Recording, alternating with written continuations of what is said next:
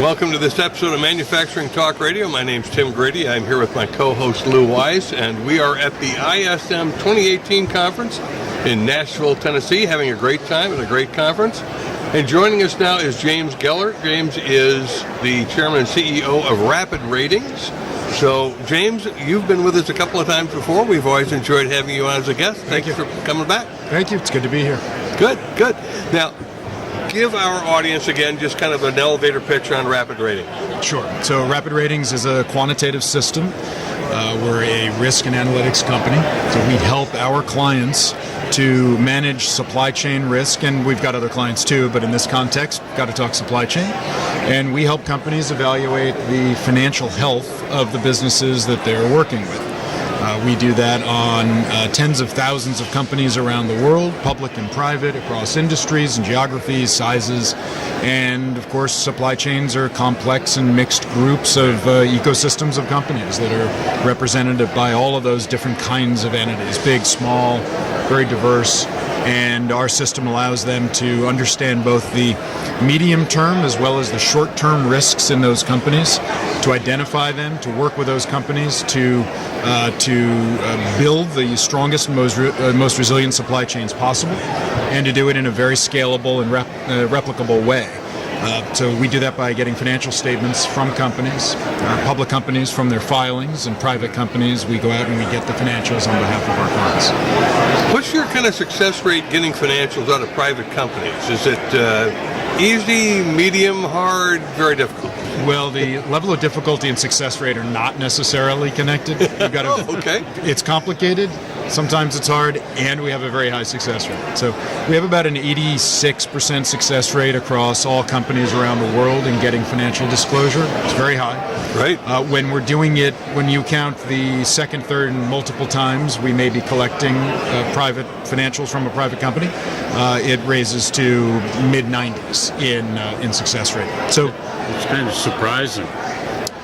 It is. Small companies would be willing to give out their financials. Well, I think in the past, companies that have gone about trying to get financial disclosure from privates have done it the wrong way. They've just opened up and said, just give it to us, and then we will disclose it to essentially anybody. And that broad disclosure is a real problem for private companies that want to hold on to their financials in a perfect world. But if they are going to disclose it, they want to know where it's going. And they want to have the control to be able to say, that particular requester is a partner we want to work with. And therefore, we will disclose if we understand what's happening with the data and what isn't happening with it. Right. So we put a lot of time, a lot of technology, a lot of investment in the confidential, maintaining the confidentiality and the security measures around that. And when we're going out and talking to a private company, we're explaining to them that there's a commercial value to that transparency. And that disclosure is very helpful in developing a longer-term relationship with the company they're disclosing to. And that's a big difference. So, Jim, what is a black swan event? Because it doesn't sound good.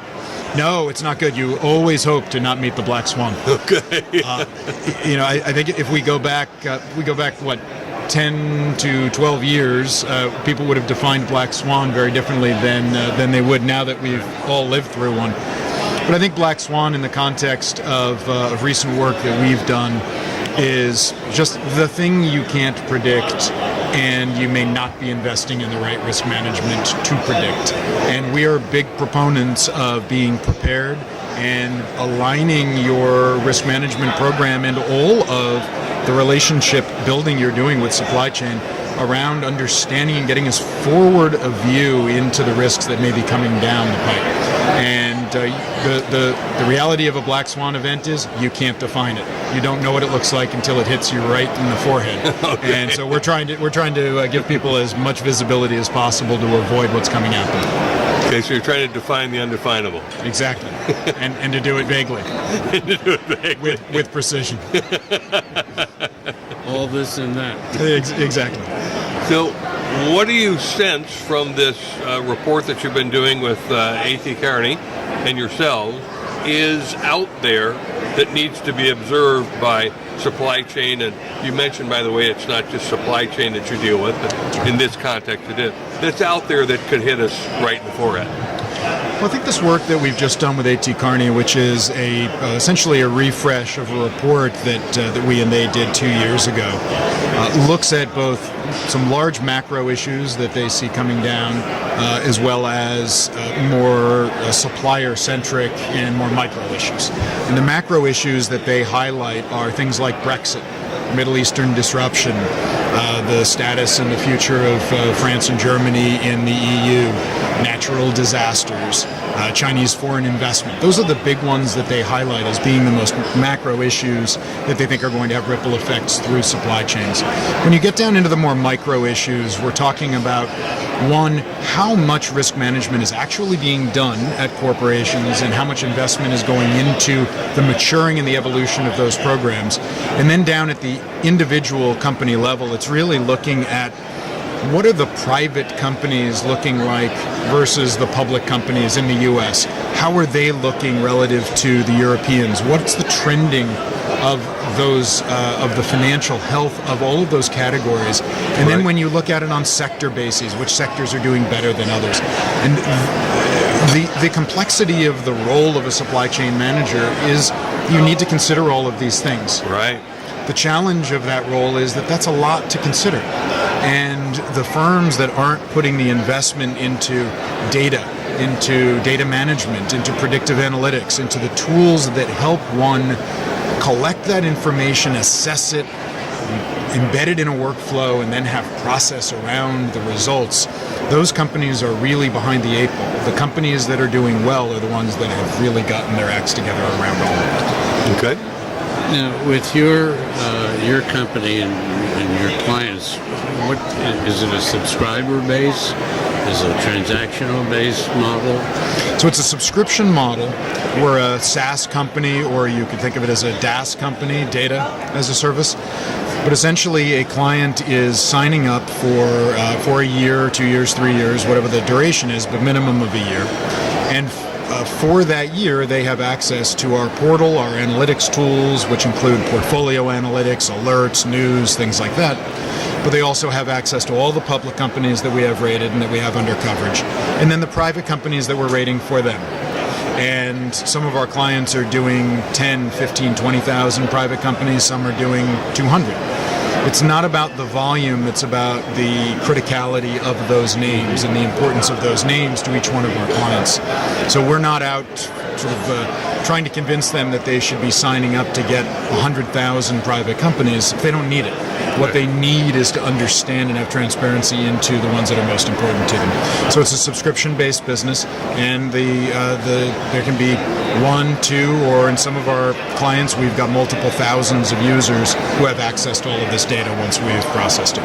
Can you do research for a client based on certain filters like SIC codes to see whether or not a particular industry is strong or weak? Absolutely. And we actually provide a breakdown on a monthly basis of 32 sectors where we lay out the rank ordering of them, and we provide the annual delta for each one of those, so that you can see if you've got particular exposure to, say, midstream oil and gas companies versus the integrateds or the refiners. You can look very clearly and see how that sector is moving. Or for a lot of these larger companies that have supply chains that are really quite diverse, you could have electronics, you can have services businesses, you can have metal fabricators and plastic parts makers and all of these different things. And when you're onboarding a new supplier and when you're doing continuous monitoring of the ones in the system already, you want to be able to see how the movement quarter to quarter, or in some cases even month to month, how they shape the overall risk profile of the portfolio. And portfolio analytics and portfolio management is something, obviously, financial services has been doing forever. But seeing more and more supply chain and procurement groups taking a portfolio approach to really understand the aggregated risks and how they're moving, I think is really important when investing in risk management tools. You should get as much out of them as you can. You had mentioned suppliers. Is the service a supplier-based tracking of information, or customers, clients as well? As customers, clients, we think of the world in terms of third parties to our clients. And those third parties can range from suppliers and vendors, and within that can be new or ones that they've been working with for a long time. And it spans over to the customers of our clients. So entities that a client may be determining the pricing, the terms and conditions, the size of deals that they'll do. It can be financial institutions looking at their own third parties and looking at companies they're investing in or companies they're underwriting debt for. So it's really a broad range. In our minds, a supplier that we're rating for one corporation is a customer of another corporation and is a recipient of funding and investment from other entities, and all of them are intertwined. And the financial health rating is a common denominator signal for all of them to evaluate and speak a common language of financial health on an individual company. And then when you expand that out, it's being able to understand and speak about all companies with a common language. And we think that's a really powerful direction to be headed. Jim, I want to talk to you just a moment about your list that you gave us of those areas around the world that have some volatility, starting with Brexit. What's going to be the impact of Brexit? I know we can't predict how they'll separate themselves from the EU. Or if they will, but we think they will. What's really going on there? Well, you've made this an easy question. Yeah, right, I tried to. I think the bottom line is exactly this. We don't know. Okay. And when there's lack of clarity, there's volatility. And uncertainty and volatility is the enemy of a risk manager. It happens to be the friend of a risk management company. Yeah, right. But that's a different story. What we're trying to do is to give people long-term and short-term views of the risks of the individual companies that are affected by something like a Brexit. Right. But overall, we think there is more volatility coming to the market than we've seen in the last 5 to really 8 years. We are very deep into a credit cycle. We've had a very long run in the stock market, irrespective of blips here and there that you see from a Brexit, Sure. or from Middle Eastern conflict, or from natural disasters. All of these elements highlighted well by our friends at A.T. Kearney. But in aggregate, we're talking about an environment where companies have to operate with partners that are affected by all of these things. Right. And when you add to that there is funding volatility coming down the road, and that funding volatility is coming from higher interest rates, from more equity market volatility in and of itself, and from a colossal mountain of debt to be refinanced over the next 5 years, we think there are these time bombs hidden inside of supply chains.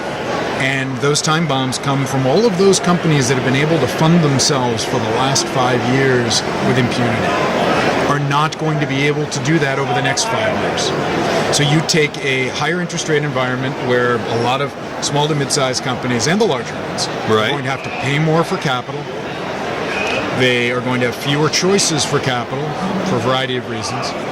They are going to have a difficult time kicking the can down the road again, as they have maybe the last time they had money to refinance.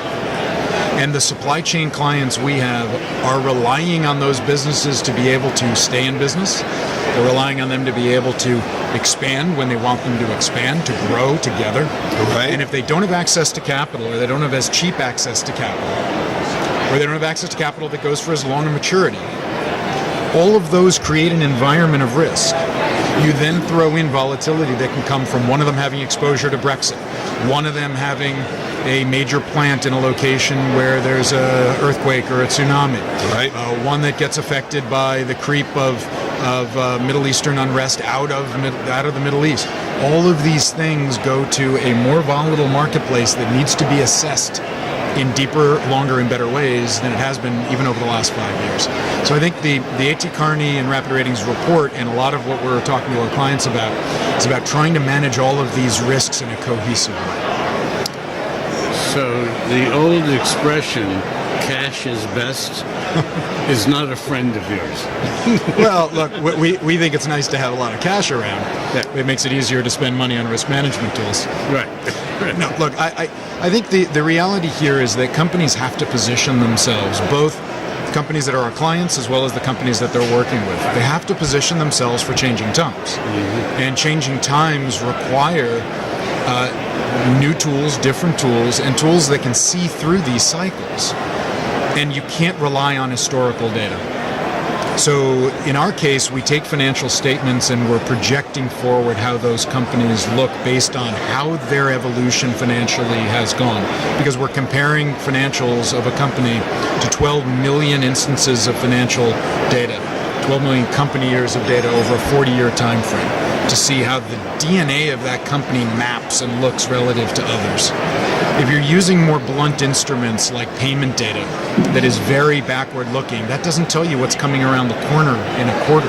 Right. And so I think the risk management world inside of supply chain and all of the influences that come near supply chain, compliance, InfoSec, finance, governance, regulatory risk, all of those things are pushing the supply chain risk management field deeper and further forward in being able to use predictive analytics to be able to understand their counterparts. Jim, I know that you are one of several companies that have mentioned to us over the last 24 months about the amount of debt that's hanging out there on the balance sheets of companies.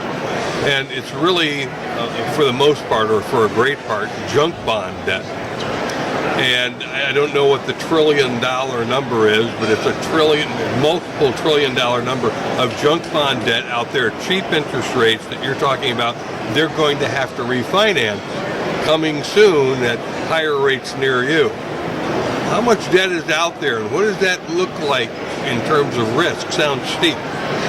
So it is steep. If you look at the overall outstandings globally of fixed income pre-2007 to today, it's over double today. So if you think about the post-crisis having created a by an order of magnitude larger debt market with all of its subtiers, and you're right to highlight junk debt, but I would put with it leveraged loans from the banks because they operate in very similar dynamics. But even as you go up the credit curve into investment grade debt, there's been a huge spike in that as well. And one of the reasons for this is that with incredibly low interest rates, artificially low rates for all of this time, the institutional investor market has had to chase yield. So chasing yield essentially means that in order to do well compared to their historical performance, they need to go lower and lower and lower in credit quality to get more incremental yield because the entire stack has been pressed down. So as interest rates, the underlying rates are low, people have had to go to junkier and junkier names to get extra yield to historically look decent. Right. And that trickles all the way up, if you can trickle up. It goes all the way up to where the strongest companies are paying de minimis interest rates. So the natural thing to do is to borrow money and to borrow for as long as you can at fixed rates. And for the weaker companies, even private companies that are just borrowing from their banks or borrowing from private placement investors or non-bank financial credit providers that have emerged over the last bunch of years, we're talking about companies that have pushed out financing or refinancing risk out into 2021, 22, 23, and 24. So the mountain steps up as you go out into those outer years.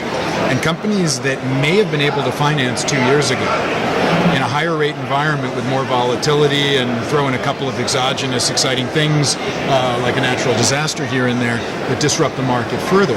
The real question is, can these companies refinance at all? Much less, what are they going to pay for in interest rates? So we know they'll pay more in interest expense. Right. And that could unsettle them. But will they actually be able to refinance at all?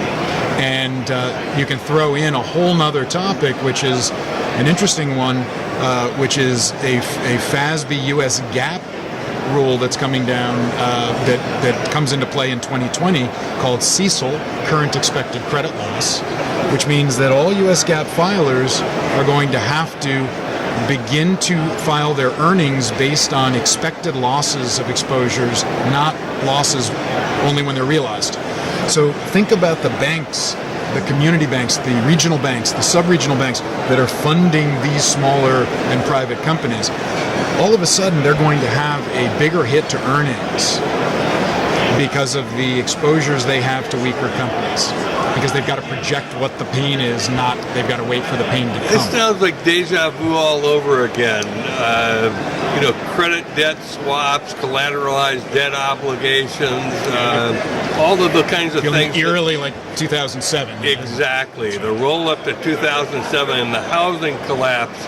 Could we be facing a corporate collapse with all this debt hanging out there? See, I don't think we're facing a corporate collapse, but we are facing a haves and have-nots. The haves having access to capital, the have-nots having a hell of a harder time.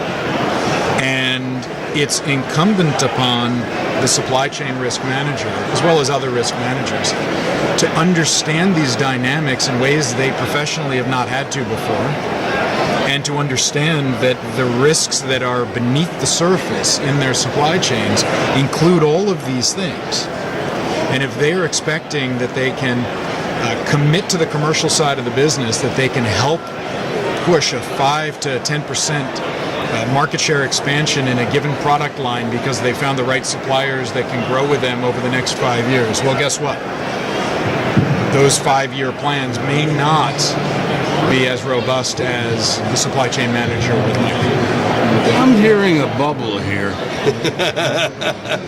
There's a hidden bubble. Well, I think if you look at our ratings on and this ATK report highlights some of them, you can see deterioration in sectors, and you can see deterioration in private companies overseas more than private companies in the U.S. You can see that private companies in the U.S. have deteriorated less than public companies in the U.S.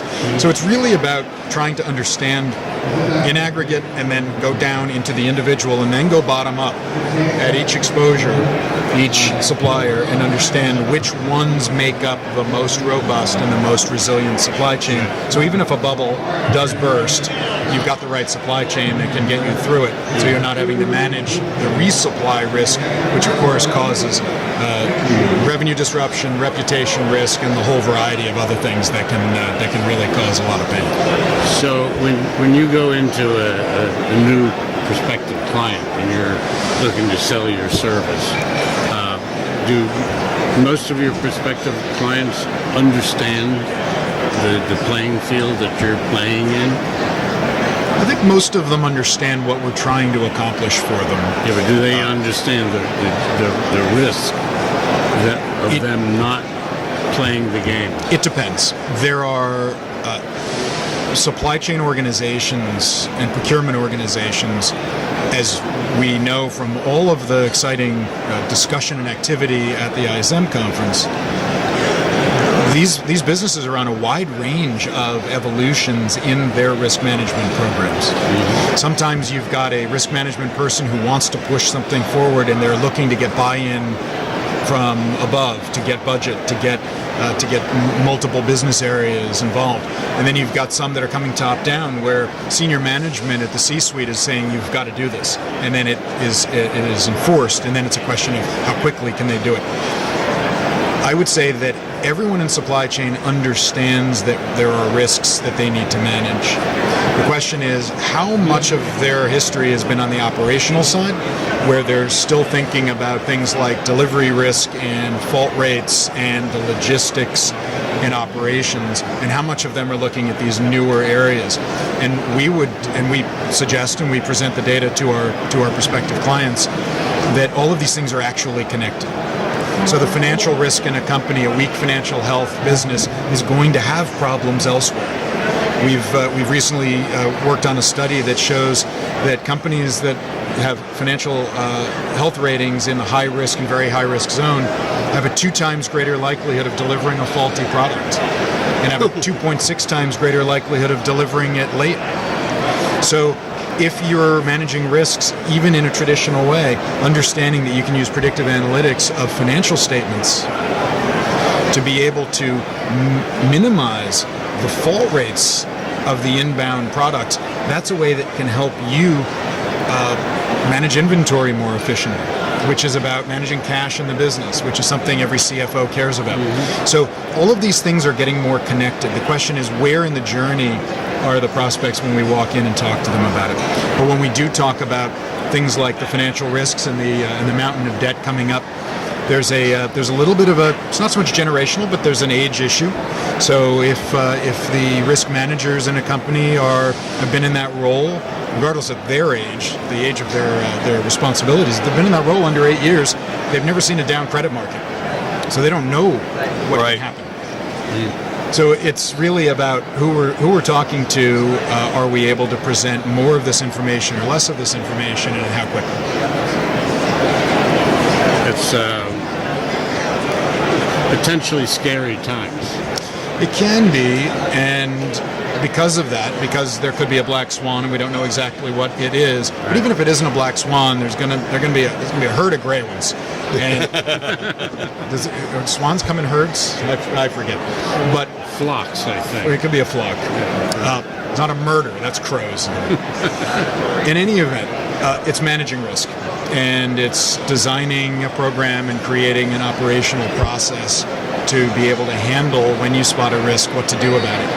And one of the most exciting things that we've rolled out in the last 2 years is I think what we call the financial dialogue, which actually on every company we rate, public or private, creates a report with a list of most important questions to ask that company when you're in dialogue with it.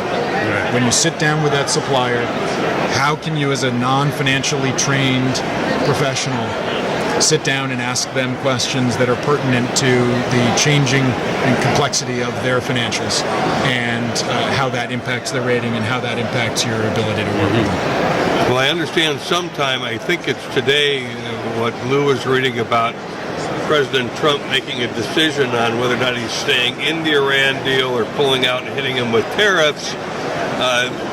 One of your risk triggers is going to go off. It's true. Well, in an hour and 40 minutes. and all we know is that a lot of people will be unhappy either way. Yes, you're right. Anything else kind of wrapping this up, Jim, that came out of this report? I know there's a lot of material there. And oh, by the way, can our listeners get to this report? They can, and all one needs to do is Google A.T. Kearney and Rapid Ratings, and you'll find it immediately, or you can get it on the A.T. Kearney website. Okay. But look, I think the other things that came from this very well done piece is some statistics on the difference between the organizations that are aligned towards leadership in procurement risk versus those that are still coming up the curve. And some of the A.T. Kearney creates a definition of a procurement leader, one that is further ahead in the process, and that procurement leader is involved in overall corporate risk management strategy, as opposed to being isolated and left outside of that risk management strategy. And 90% of companies that are quote-unquote procurement leaders are involved in the corporate strategy around risk, and 30% of the non-leaders are. So huge disparity in the ones that are at the forefront and those that aren't. But either way, across all of them, 83% of companies believe that in the next 2 years, their firms are going to be investing more and have to invest more in overall risk management. So I think what A.T. Kearney's done a really nice job on is laying out what companies that are at the front of this evolution for risk management look like, and what they're saying, and what they're doing in terms of managing the risks of their top suppliers. Okay. Well, and is there anything in particular in the title we should Google, like Black Swan? Well, if you go A.T. Kearney, Rapid Ratings, Black Swan, it's a hit. Huh? It'll definitely be a hit. Okay, great. Well, James, again, thank you for joining us here on Manufacturing Talk Radio. I always bring a wealth of information to the show and also to the public, but this is pretty critical data. They need to take a serious look. If they want to get a hold of Rapid Ratings, what's your website address? So they can come to rapidratings.com. and all sorts of different things you can click on and knobs you can spin to get reports and get in touch with any of us to be able to talk more. Great. We appreciate you being with us. Gentlemen, thank you. I always enjoy it. Thank you very much. We've been speaking with James Gellert, who's Chairman and CEO of Rapid Ratings. Thank you for joining us here on Manufacturing Talk Radio.